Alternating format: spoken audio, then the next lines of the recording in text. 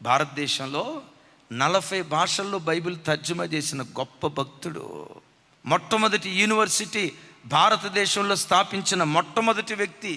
News paper print చేసిన మొట్టమొదటి వ్యక్తి. ఆయన గురించి ఎన్నో గొప్ప చరిత్ర చెప్తుంది. ఆయన పేరే ద గ్రేట్ విలియం కేరీ. 40 భాషల్లో బైబిల్ తర్జుమా చేశాడు. ఆయన ఇంగ్లాండ్ నుంచి మిషనరీగా భారతదేశానికి బయలుదేరి వచ్చేటప్పుడు, ఎవరు వెళ్తారు భారతదేశానికి మిషనరీగా అంటే, నేను వెళ్తాను అన్నాడు. వాస్తవంగా ఒకప్పుడు ఈయన పరిస్థితి ఏంటో తెలుసా? చెప్పులు కుట్టుకునేవాడు. ఆ చెప్పులు కుట్టుకునే పరంపరలో మిషనరీగా వెళ్ళాలి అనే భారభరితమైన హృదయంతో నేల మీద అక్షరాలు రాసి హిబ్రూ నేర్చుకున్నాడట. భారతదేశంలో కొన్ని భాషలు నేర్చుకున్నాడట.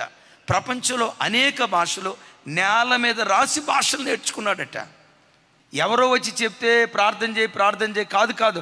ఆ మంట తన గుండెల్లో పుట్టి ఈ దేశం నీ సొంతం కావాలని ఏడుస్తూ ఉండేవాడట. మొత్తానికి ఆయన వెళ్తాను అని తీర్మానం చేసుకొని బయలుదేరే పరంపరలో సాగనంపే సన్మాన సభ జరుగుతుంది. కొంతమంది ఆయన మీద పనిగట్టి ఆయన ఎక్కడైతే నిలవబట్టడానికి ఫుల్ ఫీట్ ఎక్కబోతున్నాడో ఆ ఫుల్ ఫీట్ మీద చెప్పుల దండ వేలాడదీశారట. ఎందుకు వేలాడదీశారో తెలుసా? చెప్పులు కుట్టేవాడు మిషనరీకి వెళ్తాడట. చెప్పులు, ఐఎమ్ నాట్ షూ మేకర్, నేను కొత్త చెప్పులు తయారు చేసేంత గొప్పోడిని కాదు సార్, పాత చెప్పులు రిపేర్ చేసేవాడిని సార్. ఒకవేళ నేను కుట్టిన చెప్పులు మీరు ఇక్కడ వేలాడదీశారే, మీరు కుట్టిన చెప్పుల్లో ఏవైనా ప్రాబ్లం ఉంటే నేను కుట్టిస్తా సార్, మీ పని చేసిన తర్వాత నేను ఆ దేశానికి వెళ్తానంటే, సభికులు అక్కడ కూర్చున్న వాళ్ళు, ఎగతాళి చేయటానికి కూర్చున్న వాళ్ళు తలదించుకున్నారట. అప్పుడే అనుకున్నారట, వీని దీనత్వమే భవిష్యత్తులో భరతగడ్డలో శిఖరాల మీదకి తీసుకొని వెళ్తుంది. అద్భుతం. భారతదేశానికి మొట్టమొదటి మిషనరీ, అధునాతన కాలంలో పౌలు అని పేరు వహించిన వాడు, ఎంత బలమైన పరిచర్య చేసి చనిపోయే ఆఖరి క్షణాల్లో తనను సమాధి చేస్తారని ఎరిగి, చనిపోబోతున్నానని ఎరిగి వాళ్ళని పిలిచి అంటాడు, బిషప్ అని రాయొద్దు, పోప్ అని రాయొద్దు, రెవరెండ్ అని రాయొద్దు, 44 భాషల్లో బైబిల్ తర్జుమా చేసిన గొప్ప సేవకుడు అని రాయొద్దు. నన్ను గూర్చి ఏమని రాస్తారో తెలుసు?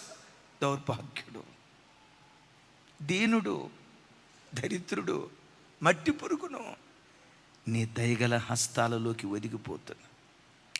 ఆ దీనత్వమే చరిత్ర పుటల్లో సువర్ణాక్షరాలతో ఆయన చరిత్ర రాయబడింది. చరిత్రను తిరగరాసే అద్భుతమైన వ్యక్తిగా మారిపోయాడు. వాక్యం వింటున్న బిడ్డలారా, అడగండి, దేవా, గొర్రెల గుమ్మం సాత్వికాన్ని, దీనత్వాన్ని నిలవబెట్టే కృప దేవుడు మనందరికీ దయచేయునుగాక.